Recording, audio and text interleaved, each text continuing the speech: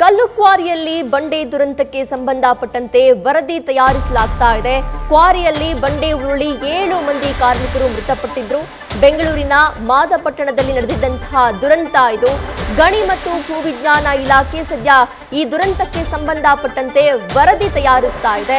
ಪ್ರಾಥಮಿಕ ವರದಿ ಸಿದ್ಧತೆ ಮಾಡಿಕೊಳ್ತಾ ಇದೆ ಇಲಾಖೆ. ಪ್ರಾಥಮಿಕ ತನಿಖೆಯಲ್ಲಿ ಕ್ವಾರಿ ಮಾಲೀಕರ ನಿರ್ಲಕ್ಷ್ಯ ಪತ್ತೆಯಾಗಿದೆ. ಕ್ವಾರಿ ಮಾಲೀಕರ ನಿರ್ಲಕ್ಷ್ಯ, ಮ್ಯಾನೇಜರ್ ನಿರ್ಲಕ್ಷ್ಯದ ಬಗ್ಗೆ ಇದೀಗ ತನಿಖೆ ನಡೀತಾ ಇದೆ. ಏನೆಲ್ಲ ನಿರ್ಲಕ್ಷ್ಯ ಎನ್ನುವ ಬಗ್ಗೆ ಸದ್ಯ ವರದಿಯಲ್ಲಿ ಉಲ್ಲೇಖ ಮಾಡುವಂತಹ ಸಾಧ್ಯತೆ ಇದೆ. ಆ ವರದಿಯ ಮೇಲೆಯೇ ತನಿಖೆ ಕೈಗೊಳ್ಳುವ ಸಾಧ್ಯತೆಗಳಿದೆ. ತನಿಖೆ ನಡೆಸಿ ಆ ನಂತರದಲ್ಲಿ ಕ್ರಮ ಕೈಗೊಳ್ಳುವುದಕ್ಕೆ ಪೊಲೀಸರು ಮುಂದಾಗಿದ್ದಾರೆ.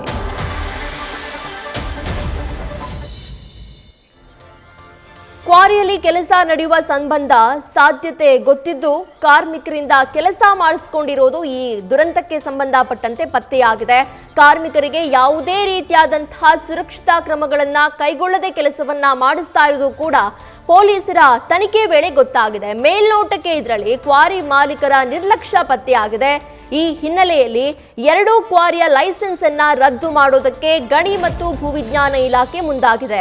ಬಸವೇಶ್ವರ ಸ್ಟೋನ್ ಕ್ವಾರಿ ಹಾಗೇನೆ ಕಾವೇರಿ ಕ್ವಾರಿ ಲೈಸೆನ್ಸ್ ಅನ್ನ ಅಮಾನತು ಮಾಡೋದಕ್ಕೆ ಇದೀಗ ಮುಂದಾಗಿದ್ದಾರೆ. ಗಣಿ ಮತ್ತು ಭೂವಿಜ್ಞಾನ ಇಲಾಖೆಯ ಅಧಿಕಾರಿಗಳು ಲೈಸೆನ್ಸ್ ಅಮಾನತು ಮಾಡಿದ್ರೆ ಮುಂದಿನ ಆದೇಶದವರೆಗೂ ಕೂಡ ಅವರಿಗೆ ಕ್ವಾರಿಯಲ್ಲಿ ಯಾವುದೇ ರೀತಿಯಾದಂತಹ ಕೆಲಸ ಮಾಡೋದಕ್ಕೆ ಅವಕಾಶ ಇರೋದಿಲ್ಲ.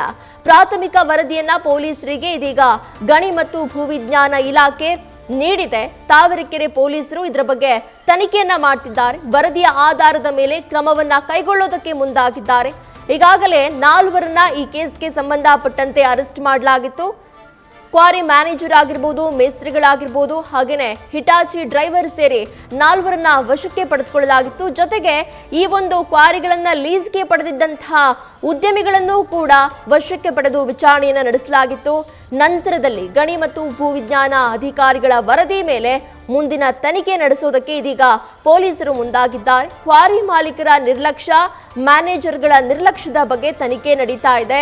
ಯಾವೆಲ್ಲ ರೀತಿಯಲ್ಲಿ ನಿರ್ಲಕ್ಷ್ಯವನ್ನ ವಹಿಸಿದ್ರು ಅನ್ನೋ ಬಗ್ಗೆಯೂ ಕೂಡ ವರದಿ ಮೇಲೆ ತನಿಖೆ ಮಾಡೋದಕ್ಕೆ ಇದೀಗ ಪೊಲೀಸರು ಮುಂದಾಗಿದ್ದಾರೆ. ಗಣಿ ಮತ್ತು ಭೂವಿಜ್ಞಾನ ಅಧಿಕಾರಿಗಳ ನಿರ್ಲಕ್ಷ್ಯದ ಬಗ್ಗೆಯೂ ಕೂಡ ತನಿಖೆ ನಡೆಯುವಂತಹ ಸಾಧ್ಯತೆಗಳಿದೆ.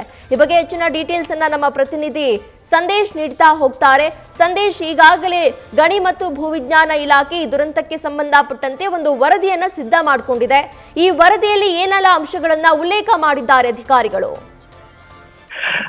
ಪ್ರೀತಿ, ಮಾದಪಟ್ಟಣ ಕ್ರಷರ್ ಅವಘಡದಲ್ಲಿ ಈಗಾಗಲೇ ಕಾರ್ಮಿಕರು ಸಾವನ್ನಪ್ಪಿರುವಂತಹ ಪ್ರಕರಣಕ್ಕೆ ಸಂಬಂಧಪಟ್ಟಂತೆ ಸದ್ಯ ಈಗ ಗಣಿ ಮತ್ತು ಭೂವಿಜ್ಞಾನ ಅಧಿಕಾರಿಗಳೇನಿದ್ದಾರೆ, ಈ ಒಂದು ಅಧಿಕಾರಿಗಳು ಕೂಡ ಈಗಾಗಲೇ ಪ್ರಾಥಮಿಕ ಹಂತದ ಒಂದು ತನಿಖೆಯನ್ನ ನಡೆಸಿ ವರದಿಯನ್ನ ಈಗ ಪೊಲೀಸರಿಗೆ ನೀಡಿರುವಂತದ್ದು. ಅಂದ್ರೆ ಪ್ರಮುಖವಾಗಿರುವಂತದ್ದು ಇಲ್ಲಿ ಈ ಒಂದು ಘಟನೆ ನಡೆಯುವಂತ ಸಂದರ್ಭದಲ್ಲಿ ಅವಘಡ ನಡೆಯುತ್ತೆ ಅನ್ನೋ ಒಂದು ವಿಚಾರ ಕೂಡ ಮಾಲೀಕರಿಗೆ ಗೊತ್ತಿತ್ತು. ಅಂದ್ರೆ ಕ್ರಷರ್ನ ಮಾಲೀಕರಿಗೆ ಗೊತ್ತಿತ್ತು. ಆದ್ರೂ ಕೂಡ ನಿರ್ಲಕ್ಷ್ಯವನ್ನ ವಹಿಸಿದ್ದಾರೆ. ಜೊತೆಗೆ ಯಾವುದೇ ರೀತಿಯ ಸೇಫ್ಟಿ ಮೆಜರ್ಸ್ ಗಳನ್ನ ಅಲ್ಲಿ ತೆಗೆದುಕೊಂಡಿರ್ಲಿಲ್ಲ ಅನ್ನೋ ಒಂದು ಮಾಹಿತಿ ಕೂಡ ಲಭ್ಯವಾಗಿದೆ. ಜೊತೆಗೆ ಇಲ್ಲಿ ಪ್ರಮುಖವಾಗಿರುವಂತದ್ದು ಯಾವುದೇ ರೀತಿಯ ಸುರಕ್ಷತಾ ಕ್ರಮ, ಜೊತೆಗೆ ಈ ರೀತಿಯ ಅವಘಡ ನಡೆಯುತ್ತೆ ಅನ್ನೋದು ಗೊತ್ತಿದ್ರೂ ಕೂಡ ಇಷ್ಟು ನಿರ್ಲಕ್ಷ್ಯವನ್ನ ವಹಿಸಿದ್ದಾರೆ ಅನ್ನೋದನ್ನ ಪ್ರಾಥಮಿಕ ಹಂತದ ತನಿಖೆಯಲ್ಲಿ ಈಗ ಗಣಿ ಮತ್ತು ಭೂವಿಜ್ಞಾನ ಅಧಿಕಾರಿಗಳು ಕೂಡ ಈಗಾಗಲೇ ಐಡೆಂಟಿಫೈ ಮಾಡಿ ಈಗ ಸದ್ಯ ಬಸವೇಶ್ವರ ಮತ್ತೆ ಕಾವೇರಿ ಕ್ರಷರ್ ಕ್ವಾರಿ ಏನಿದೆ ಆ 2ರ ಲೈಸೆನ್ಸ್ ಅನ್ನ ಈಗ ರದ್ದುಪಡಿಸಿದ್ದಾರೆ. ಅಂದ್ರೆ 2ರ ಲೈಸೆನ್ಸ್ ಅನ್ನು ಕೂಡ ರದ್ದುಪಡಿಸಿ ಒಂದು ಪ್ರಾಥಮಿಕ ವರದಿಯನ್ನ ಪೊಲೀಸರಿಗೆ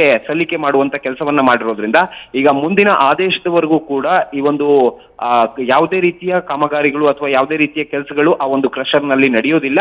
ಈಗ ಸದ್ಯ ಮ್ಯಾನೇಜರ್ ಆಗಿರ್ಬೋದು, ಮೇಸ್ತ್ರಿ ಆಗಿರ್ಬೋದು, ಜೊತೆಗೆ ಹಿಟಾಚಿ ಡ್ರೈವರ್ ಏನಿದ್ದಾರೆ ಇವರೆಲ್ಲರನ್ನು ಕೂಡ ಈಗಾಗಲೇ ಪೊಲೀಸರು ವಶಕ್ಕೆ ಪಡೆದಿರೋದ್ರಿಂದ ಈಗ ಅವರ ವಿಚಾರಣೆಯನ್ನ ಮಾಡ್ತಾ ಹೋಗ್ತಾರೆ. ಅಂದ್ರೆ ಈ ಒಂದು ಪ್ರಾಥಮಿಕ ತನಿಖೆಯ ವರದಿ ಏನಿದೆ ಆ ವರದಿಯ ಆಧಾರದ ಮೇಲೆ ಮುಂದಿನ ಹಂತದ ವಿಚಾರಣೆಗಳು ನಡೀತಾ ಹೋಗುತ್ತೆ. ಹಾಗಾಗಿ ಈಗ ಸದ್ಯ ಪ್ರಾಥಮಿಕ ವರದಿಯಲ್ಲಿ ಇಲ್ಲಿ ಮಾಲೀಕರ ನಿರ್ಲಕ್ಷ್ಯ ಕಾಣಿಸ್ತಾ ಇದೆ ಅಂತ ಹೇಳಿ ಅಥವಾ ಮಾಲೀಕರ ನಿರ್ಲಕ್ಷ್ಯ ಕಂಡು ಬಂದಿದೆ ಅನ್ನೋ ಒಂದು ವರದಿಯನ್ನ ಈಗ ಸದ್ಯ ಅಧಿಕಾರಿಗಳು ಕೊಟ್ಟಿರೋದ್ರಿಂದ ಅದರ ಆಧಾರದ ಮೇಲೆ ಮುಂದಿನ ಹಂತದಲ್ಲಿ ಪೊಲೀಸರು ತನಿಖೆಯನ್ನು ನಡೆಸಲಿದ್ದಾರೆ. ಪ್ರೀತಿ, ಥ್ಯಾಂಕ್ ಯು ಸಂದೇಶ್ ನಿಮ್ಮೆಲ್ಲ ಡೀಟೇಲ್ಸ್ಗೆ.